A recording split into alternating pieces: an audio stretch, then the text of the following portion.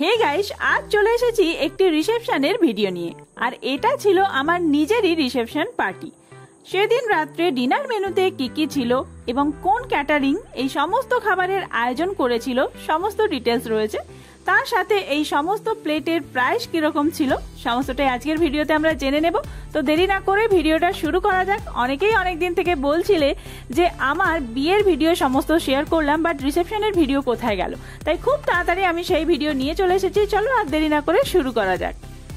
ভিডিওর শুরুতেই তোমাদের একটি জিনিস দেখাই। এই যে ছিল এটা মেনু কার্ড। মেনু কার্ডটা আমার কাছে খুবই স্পেশাল ছিল আর খুব পছন্দের ছিল।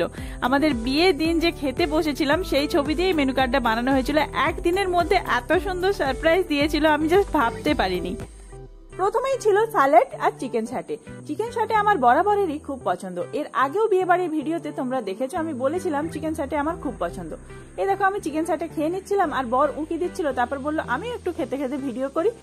তারই মধ্যে ক্যাটারিং সার্ভিসের যে দাদা ছিল সে রিভিউ নিতে এসেছিল যে খাবার কিরকম হয়েছে। আমরা সবাই বলছিলাম খুবই ভালো খাবার হয়েছে। আর এই দেখো আমার মুখ দেখে বুঝতে পারছো আমি বলছিলাম এইটা স্পেশালি এইটা খুব ভালো হয়েছে। সাথে সাথে আমাকে আরো দুটো দিয়ে গেল, বললো তুই আরো খা, কারণ কি দাদা আমার অনেক দিনের চেনা। আর এই দেখো চিকেন ছাটে রয়েছে, ভাত রয়েছে, আরো অনেক কিছু সাজিয়ে খেতে দিয়েছিল। আর এই রকম মাটির থালিতে খাওয়া কার না ভালো লাগে বলো। বিয়ের দিনও যেরকম ছিল তার পরের দিনও বেশ আলাদাভাবে আমাদেরকে সার্ভ করা হয়েছিল সমস্ত খাবার। এই ইউনিক জিনিসটা আমার খুবই ভালো লেগেছিল, এমনকি আমার বাড়ির সবাইও দেখে বলছিল খুব ভালো লাগছে এই জিনিসটা।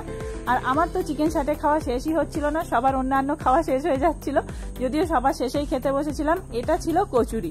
চিকেন ছাটের পর কচুরি খাচ্ছিলাম। কচুরিটা এই যে চানা পনির দিয়ে খাচ্ছিলাম। চানা পনিরের টেস্টটাও জাস্ট অসাম ছিল। আর তোমাদের কার কার কড়াইশুটির কচুরি ভালো লাগে অবশ্যই কমেন্ট করে জানিও। আর কখনো কি কড়াইশুটির কচুরি দিয়ে চিকেন ছাটে অথবা চিকেন দিয়ে ট্রাই করে দেখেছো?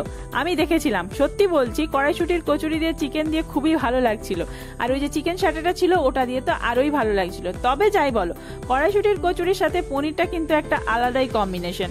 কড়াইশুটির কচুরি দিয়ে ওই যে চানা পনিরটা সেটাই সত্যি বলতে খুবই সুন্দর।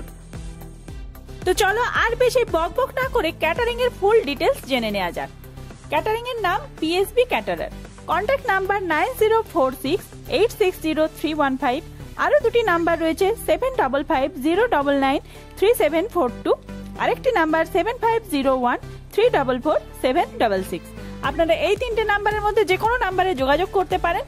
সত্যি বলতে দাদাদের ব্যবহার যেরকম ভালো, খাবারের কোয়ালিটিও সেরকমই ভালো ছিল। আর এত ইউনিক ভাবে এই যে 14 রকমের আইটেম সার্ভ করা হয়েছে, তার সাথে ফুচকা, কফি আর 2 রকম পকোড়া, ভেজ পকোড়া, চিকেন পকোড়া সমস্ত স্টলে ছিল।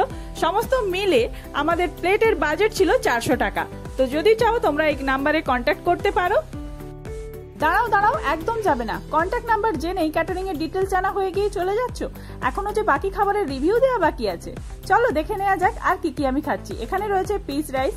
পিস রাইসের সাথে আমি চিকেনটা খাচ্ছিলাম। চিকেনটা বেশ ভালোভাবে ঢেলে দিলাম। চিকেন কষাটা জাস্ট জুসি ছিল।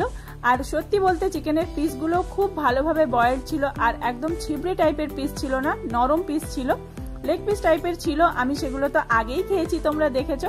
এবার আমি ভাতের সাথে ভালোভাবে চিকেনের গ্রেভিটা মাখিয়ে নিয়ে একটু চিকেন নিয়ে আর পেঁয়াজ নিয়ে এবার আমি মুখে চালান করে দিলাম। বেশ ভালো লাগছিল। এই দেখো এখনো আমার ভাত মাখানো চলছে ভালোভাবে, কেন কি এখন ক্যাটারিং সার্ভিসের সাথে একটু কথা বলতে বলতে খাওয়া হচ্ছিল, কারণ ওই দাদাটা আমার অনেক দিনের চেনা, তোমাদেরকে আগেই বলেছি।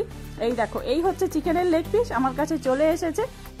সেদিন খাওয়ার থেকেও বেশি আমার ভিডিওর ওপর কনসেন্ট্রেশন ছিল। এই যে এত ভালোভাবে খাচ্ছিলাম একটাই কারণে যে আমি ভালোভাবে ভিডিও করব।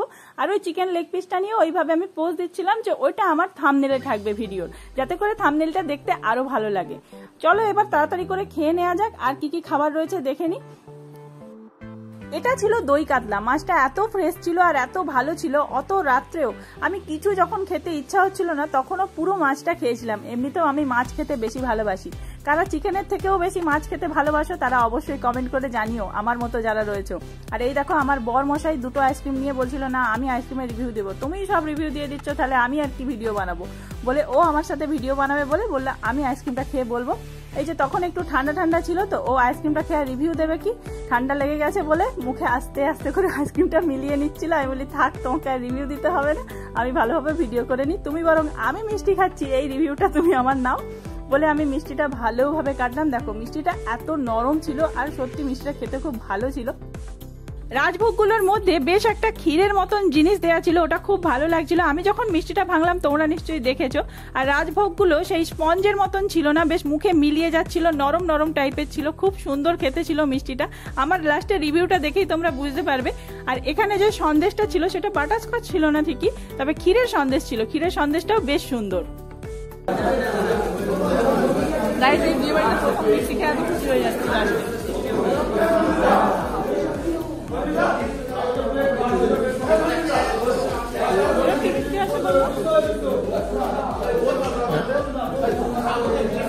ক্ষীরের সন্দেশ,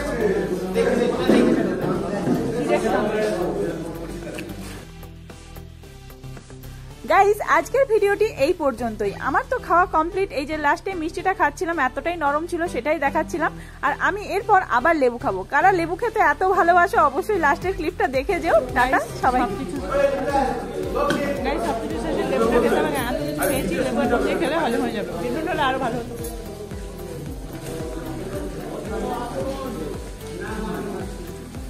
আর মিষ্টি খাবে না কালকে।